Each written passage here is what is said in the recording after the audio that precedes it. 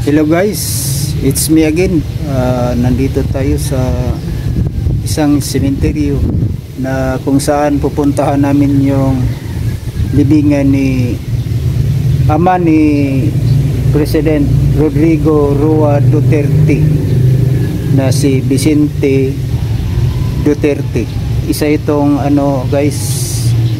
isa itong dating gobernador dito sa Davao noong hindi pa nahati ang Davao Province. At saka puntahan din natin yung yung mga kamag-anak niya at saka yung mama ni Duterte na si Nanay Suling at mga kamag-anak. So tunghayan natin guys, the father of former President Rodrigo Roa Duterte, the 16th President of the Republic of the Philippines, and his father is former Governor of Davao Region nung hindi pa nahati ang Davao. Okay guys, tunghayan natin. Let's go. So guys, dito na tayo sa kalagitnaan ng cemetery. So sabi yung mga maintenance dito, lapit lang daw dito ang libingan nila, yung yumaong Vicente Duterte, saka yung mama niya si Nanay Suling. O ito na siguro guys, ito yung itinuro na So, guys, para sa kaalaman ng lahat, itong cemetery ay isang public cemetery, Catholic cemetery. So isa itong pinakamalumang cemetery dito.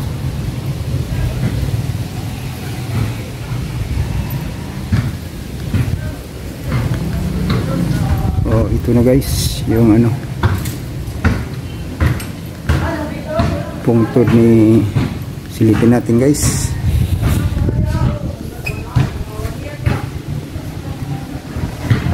Ito yung pungtod ni Vicente Duterte E. Gonzales. Ito yung papa ni former President Rodrigo Roa Duterte. Yun yung mama niya nandun, si Nanay Suling Duterte. Ito yung mag-asawa guys, si Suling at si Vicente. At saka yung sa kaliwa,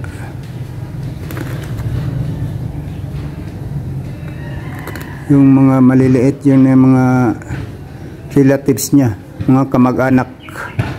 So dami pala, 2, 4, 6, 7, 4 lang yan sa taas. Eleno Roa na Gonzales Roa. Hindi na mabasa yung dalawa guys.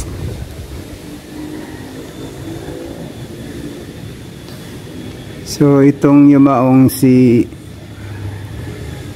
former Governor Vicente Duterte is namatay siya noong February 21, 1968. So ipinanganak siya noong November 23, 1911.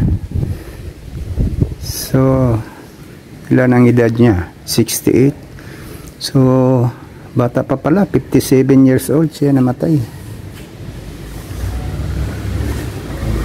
Isa ngayon si Duterte parang 77 na.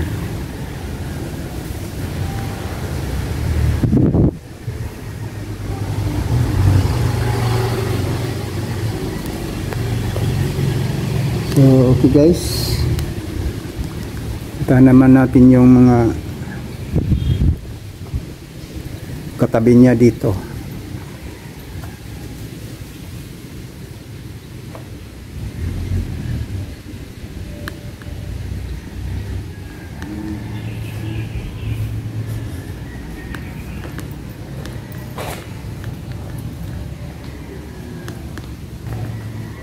So ito mga parintipan niya ito guys. So mga Gonzales.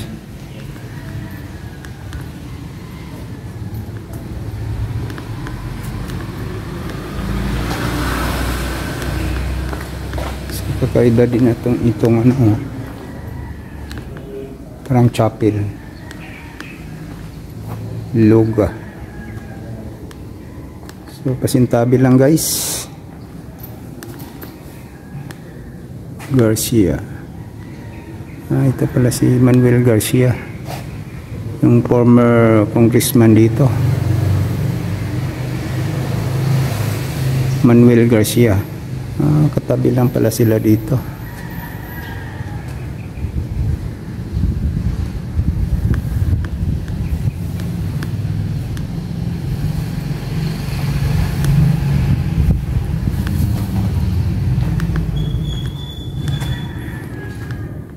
So ito guys, public cemetery ito guys, pero akalain mo ayos na ayos, para ding ano, para ding private na ano, cemetery.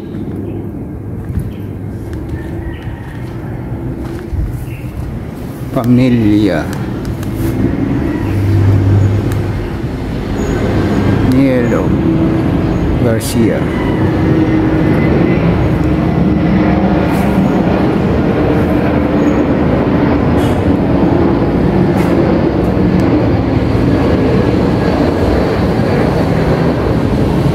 Guys,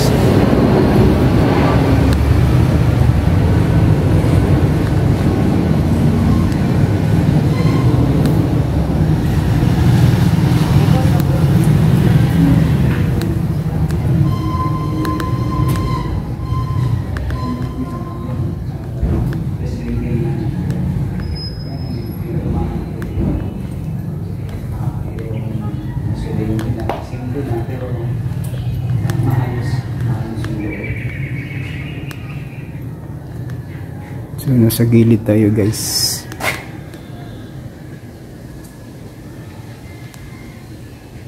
Ito yung mga politiko noon guys. Ito yung nag-divide sa Davao Province. Si Vicente Duterte, former governor. So pag upo niya, hinati niya yung Davao into 3 provinces. Which is Davao del Sur, Davao del Norte, Davao Oriental.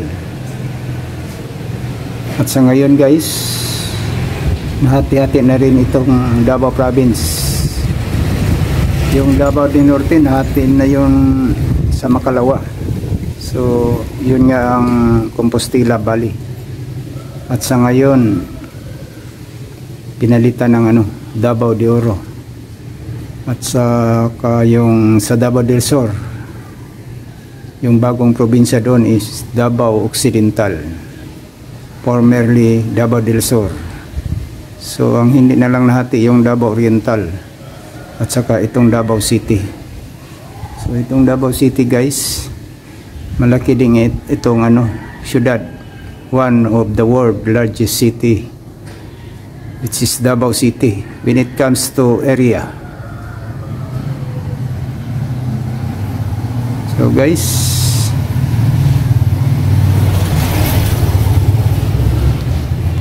hanggang dito na lang tayo guys. Salamat sa panonood nyo.